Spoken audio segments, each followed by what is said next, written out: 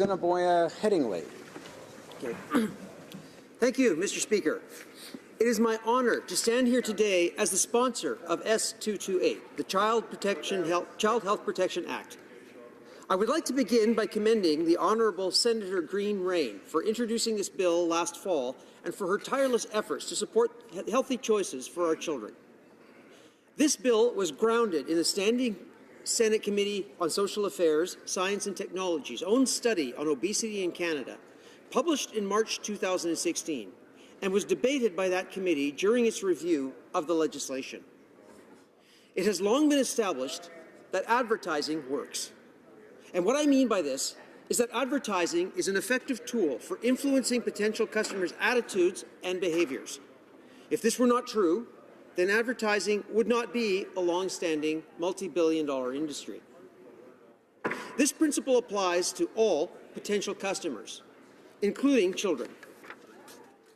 And now, more than ever, our children are exposed to a barrage of advertisements for unhealthy food and beverages.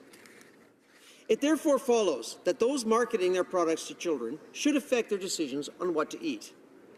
And, in fact, recent trends confirm that this is indeed the case. Now, 1 in 3 Canadian children is either overweight or obese. We know that obesity is linked to chronic illnesses such as heart disease, type 2 diabetes, and some cancers. During my career as a physician, I witnessed these trends firsthand on a regular basis. I noticed more of my patients who presented were overweight or obese, and I was seeing instances of heart disease and type 2 diabetes in younger and younger people. Public health data across many countries confirm that this trend is widespread. And alarmingly, whereas 20 years ago, type 2 diabetes was a disease primarily of older adults, this diagnosis is being made increasingly in children. It is obvious that we need to take bold action now. Our children's health and lives are at stake, and they deserve better. This issue falls squarely within the Minister of Health's mandate to introduce new restrictions on the commercial and marketing of unhealthy food and beverages to children. It cannot be overstated the extent to which our children are exposed to the advertising of food and beverages that are high in sugar, salt, and saturated fats.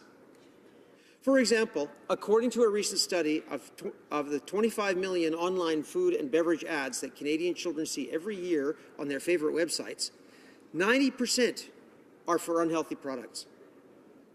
As a result, our children are eating fewer fruits and vegetables than recommended and are eating more and more unhealthy food and beverages. Taking action today on restricting the marketing of unhealthy food and beverages means we can help children have a healthy start in life, based on a foundation of healthy eating choices and protection from the influence and manipulation of those who would market unhealthy food and beverages to children.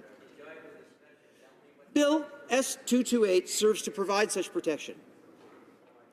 In order for S-228 to give our children the protection they deserve, it is imperative that before being passed into law, we must take steps to ensure this legislation will withstand any legal challenges that may come about.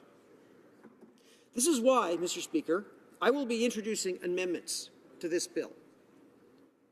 The first amendment would change the definition of children from under 17 years old to under 13 years old. Although some stakeholders have expressed reservations with changing the age, it must be understood that there is a very real potential that this bill can be challenged in its present form under the law. In recent months, as Health Canada has consulted with stakeholders, it has become increasingly obvious that any regime built on restrictions aimed at older teenagers would be subject to considerable legal risks associated with the restriction on freedom of expression under the Canadian Charter of Rights and Freedoms. These are risks I cannot ignore, because a court loss could jeopardize this entire effort. The proposed change will allow us to take bold action to protect our most vulnerable populations now. There is a strong precedent for defining a child as under 13 in the context of advertising restrictions in the province of Quebec. In fact, Quebec legislation understood a charter challenge and was fully upheld by the Supreme Court of Canada. This clear precedent supports the decision to amend the definition of children to under the age of 13. But I will not stop there.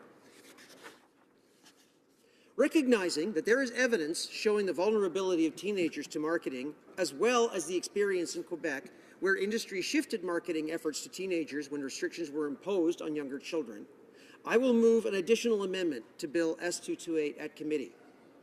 Specifically, I will move an amendment to require Parliament to conduct a mandatory review of the legislation with particular focus on the definition of children within 5 years of the Act coming into force.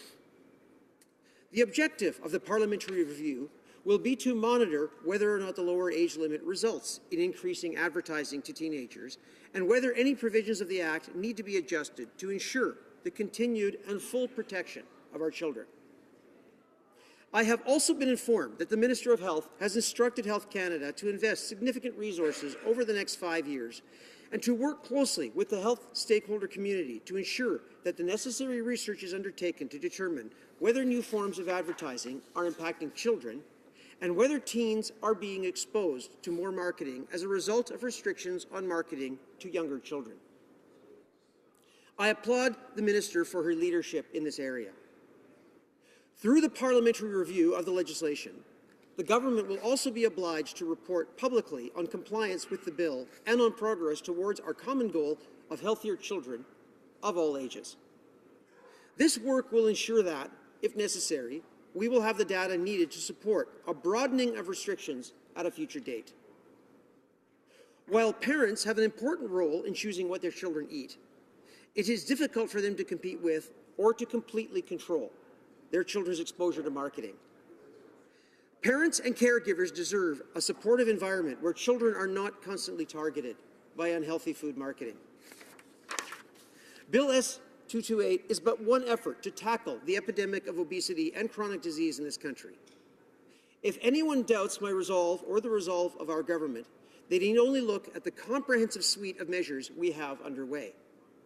These initiatives range from restricting marketing to children, to new front-of-pack labeling to flag foods high in sugar, salt and fat, to a revamped Canada Food Guide. One of the fundamental responsibilities of a government is to protect its most vulnerable citizens, and few citizens are more vulnerable than our children. I expect that everyone in this House can appreciate how significant Bill S-228 is for the health and safety of our children today and for generations to come. We will not let up in the fight to reduce obesity and chronic disease, and I ask all members for their support on this important issue. Thank you, Mr. Speaker.